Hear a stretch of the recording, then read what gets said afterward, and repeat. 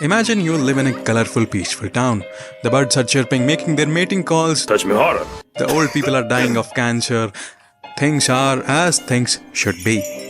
But one random day, the peace is disrupted by a bunch of hooligans. Oh no! Somebody save me! I am being harassed by a bunch of Muslims! Wow, racist much? You are over the age of 12. So I am not even interested. You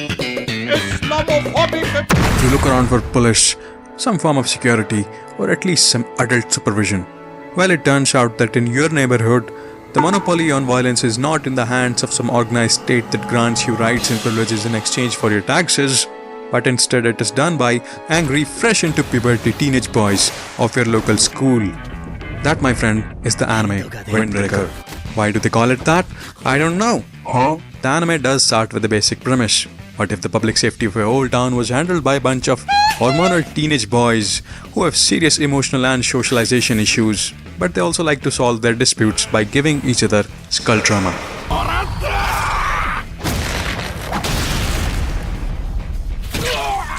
I think you just killed him. Is the whole anime absolutely ridiculous? Yeah, but is it my new obsession? Also, yeah. Among all these people, can you tell which one is the main character? Is it the guy with the brown hair? Or is it the guy with the black leather jacket? Or could it be the guy with the black white hair with split colored eyes? It's an anime. What were you expecting? Meet our protagonist, Haruka Sakura. He's a lone wolf, but also a tsundere who blushes whenever people are nice to him. That's cute. When Sakura was little, his peers rejected him, making fun of his hair and eyes. Can you blame them when he looks like that? Hey, I told you to dye your hair black. How many times do I gotta say it? Sakura too, in response, rejects them. So he grew up without any friends or buddies that he could rely on. He lacks any social grace and does not know what to do in situation when people are being nice to him. Do they want to take advantage of him? Are they making fun of him? These are his default responses. A poster child of the male loneliness crisis. Sakura does not want to depend on others, nor does he know how to. Who are you trying to convince, huh? I don't need anyone, and I don't want anything from them either. You got it? Sakura transfers to Furin High, a school talked about in hushed tones, famous not for its academic excellence, but because of its student body being a small, well-dressed army. Sakura's goal is of an typical shonen protagonist. I wanna be the very best. Boss, attention! Sakura wants to beat Umemiya, Furin High's top dog, so he can stand at the top and get all the hookers, cocaine and bitches. To take the top spot, that's why. But plot twist! Furin High, these Bofurin lads, they call themselves Bofurin. Wanna go? Then let's go! You're all dead! They're not just beating each other up for shits and giggles. They are the protectors of their town. Well.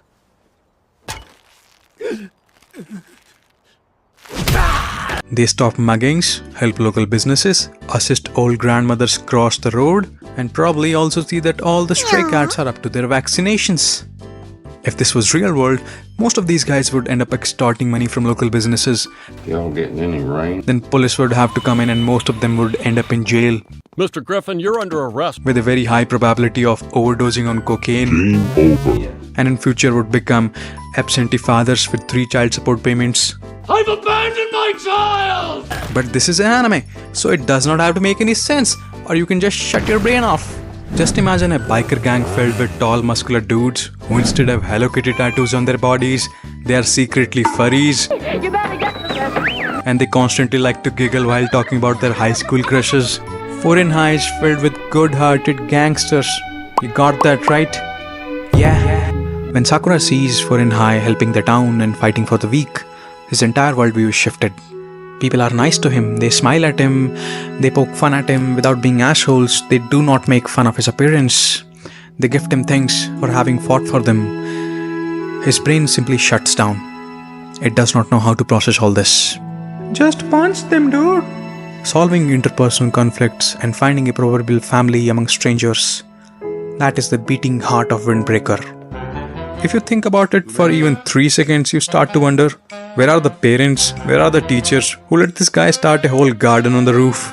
Why are there so many kids getting into fights in the first place? Anime anime is stupid. Somehow, every character in the supporting cast is a total paragon of virtue. Our leading guy, Sakura, the Tsundere Maximus. What are you, stupid? He really pushes people away with his anxious avoidant attachment style. Who are you trying to convince, huh? I don't need anyone, and I don't want anything from them either, you got it? But at the same time, this guy blushes whenever people are nice to him. That's kind of adorable. I simply like cute and pretty things in general. Sakura is like a street dog who looks a bit scary and hard to approach, but once you feed him something and pat him, it becomes weirdly protective and attached to you. As the anime progresses, Sakura does change, or at least he tries to.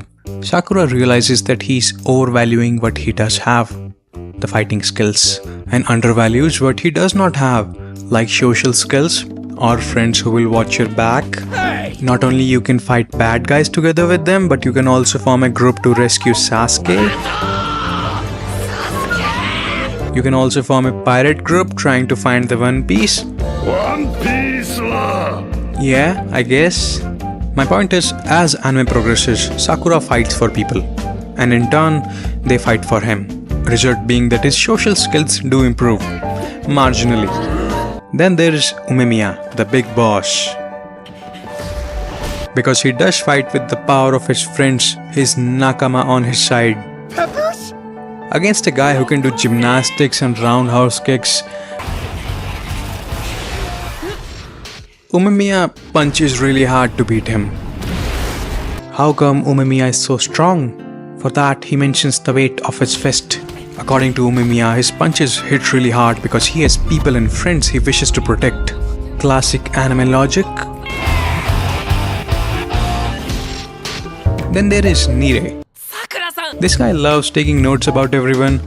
Whoa, we got Suo, we got Kiryu, even friggin' Sugeura, are you kidding me, bro? Their fighting style, their favorite lunchboxes, their deep existential fear. He's basically the anime's built-in fandom wiki page. His main purpose that he's always narrating something for Sakura and by extension for us. What's his deal? Hold on, just 1 second. Gotta look up Kanuma. He's not much of a fighter. Actually, he's pretty weak. Nire knows that as situation stands, he can become a liability at times, and thereby he decides that he wants to learn how to fight, or at least be strong enough that others do not have to sacrifice themselves for him. He believes he has to uplift himself to be worthy enough to stand by Sakura's side. You must be Leonardo DiCaprio, yep. Then there is So, Yep. the strong, silent type who is always smiling. This guy is definitely hiding something. but no specific details like who he's won fights against. You're kidding me. There's nothing? So as a character exists solely and solely for supporting other characters. His smile kind of creeps me out. This motherfucker's thinking something.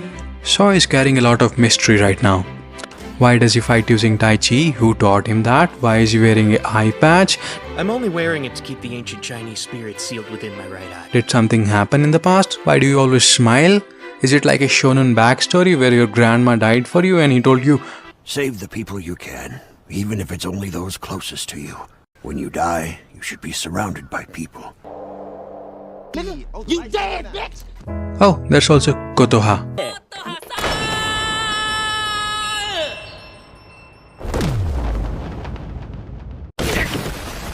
She's like the kind older sister kind of archetype. She runs the local cafe where foreign high students like to come after their school. A fully packed egg sandwich with seasonal fruits on the side.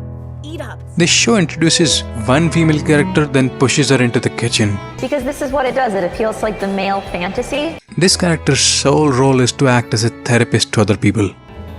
What I said earlier about you being on your own, it was true. Like I already said, that's not what's going on here! At least the animation does not move like a PowerPoint PPT. Everything sparkles, everything is shiny. Cloverworks brought their AAA game. The thing about fighting choreography in this is that it does vary. In some fights they are doing backflips, roundhouse kicks, doing Tai Chi, while in other fights they are just punching and dodging and basic kicking.